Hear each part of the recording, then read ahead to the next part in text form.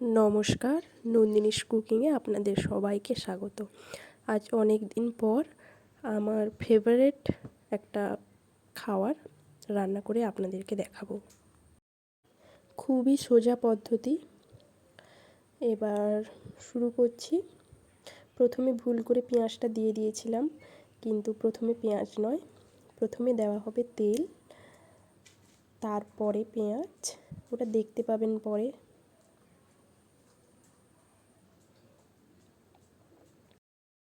আজ আমি যেটা তৈরি করব সেটা হচ্ছে রাতের বেঁচে যাওয়া রুটি, যেটা খেতে পারা যায়নি, সেই রুটিটা থেকে গেছিলো, সেইটা দিয়েই তৈরি করব। এবার প্রথমে তেল নিয়ে নিলাম, তারপরে তেলটাকে একটু গরম হতে টাইম দেব। তারপরে তেলটা গরম হলে গোল গোল করে যে পেঁয়াজ কেটে রেখেছি ওইগুলো এইটার উপরে দিয়ে দেব। আমি কিন্তু এই খাবারটা ইউটিউবে দেখেছিলাম। এবার দেখার পরে আমি অনেকবারই ট্রাই করেছি, আপনাদেরকে দেখাতে পারিনি, কিন্তু আমি নিজে নিজে অনেকবার ট্রাই করেছি, তাই ভাবলাম আজকে দেখাই। তারপর দেখলেন পেঁয়াজগুলোকে দিয়ে দিলাম, তার উপরে ডিম দিয়ে দিলাম, ডিমে একটু নুন মিশিয়ে শুধুই দিয়ে দিলাম সেরকমভাবে। তারপরে এর উপরে রুটি দিয়ে দেব, কালকের যে বেঁচে যাওয়া রুটিটা রাতের, ওইটাকে দিয়ে দিব। একদম ভালো করে চিপকিয়ে নিব যাতে ভালো করে উঠে আসে।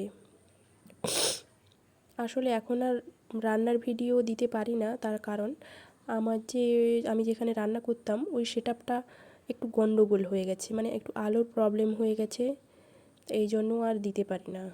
টুকটাক রান্না করি, খাই। আমি কিন্তু একঘেয়েমি রান্না একদম পছন্দ করি না, বিভিন্ন বিভিন্ন রকমের রান্না খেতে পছন্দ করি। সেই একঘেয়েমি রোল, মানে এগ রোল বা চাউমিন, এই রকমভাবে আমার ভালো লাগে না। বিভিন্ন বিভিন্ন টাইপের তৈরি করতে খুব ভালোবাসি। এবার দেখতে পাচ্ছেন সুন্দরভাবে উঠে গেল এবং কীরকমভাবে হয়ে গেছে তো দেখতেই পাচ্ছেন।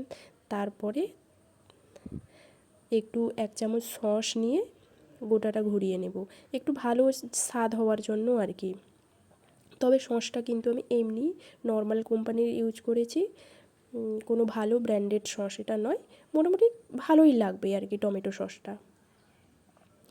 তারপরে দিয়ে নেব বাঁধাকপি, এগুলোকে আগে থেকে ভেজে ভালো করে সিদ্ধ করে রেখেছিলাম। বাঁধাকপি, তারপরে আলু, তারপরে লঙ্কা, তার উপরে আবার একটু সস দিয়ে নেব।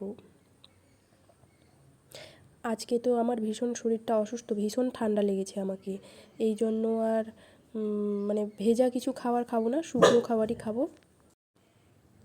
রেস্টুরেন্টের খাবার তো ভালোই লাগে, কিন্তু নিজে তৈরি করতে খুবই আনন্দ লাগে।